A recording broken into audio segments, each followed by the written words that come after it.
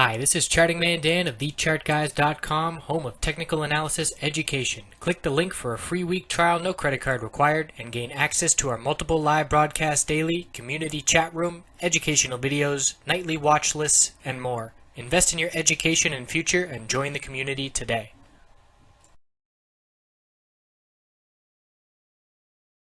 Hello everyone, looking at Apple on the daily and weekly time frame. So there's our break of the decreasing volume pattern, and it favors the bears, but the bulls did buy the dip. They held the 10-day moving average support of 112.37, and they also held this previous low of 112.44 by closing above that level.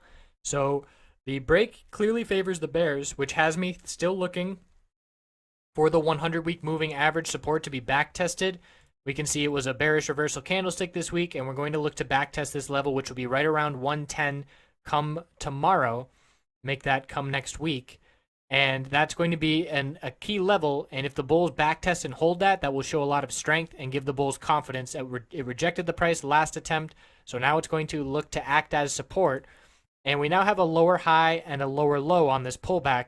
So that tells me consolidation is not done just yet. If this were a break to favor the bulls, then we'd be looking for some upside, but it was a coordinated attack pretty much by the bears on Apple today, and I think it came out of Germany. I don't know the exact details of it. I don't care, but it was very recognizable on the 5-minute chart, and I'll even point out here, going back in the chat room, just an example of the chat room throughout the day, 1:37 p.m., Apple loss of all 5-minute moving average support, bear attack on Apple. So that was at 1:37. Let's flip over now. And that was right here. This is 140. So the price was at 114.30 when I recognized the bear attack. And then we saw $3 drop in 20 minutes.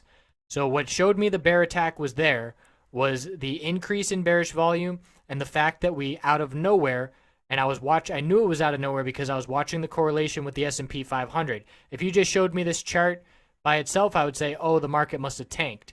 But clearly it didn't, and I was watching it live, so I knew this was an isolated incident in Apple, and that's why I knew it was a bear attack on Apple. So we lost all 5-minute moving averages in the first candlestick, and that necessarily wouldn't have me think it was a bear attack, but the fact that the next candlestick was a red Marubozu and followed through to the downside and erased pretty much 3-4 hours of slow and steady little bullish action, erased in 10 minutes, that had me knowing it was a bear attack. It dumped, absolutely.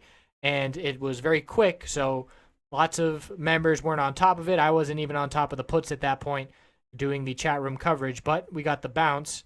It was a nice oversold bounce, and we saw a move from 111.55 all the way up to 113.21. Now, obviously, no one's getting all those gains, but you don't have to enter at the bottom and exit at the top to see nice gains on an oversold bounce like that. The 5-minute RSI was down to 6. That's how you know a bounce is coming.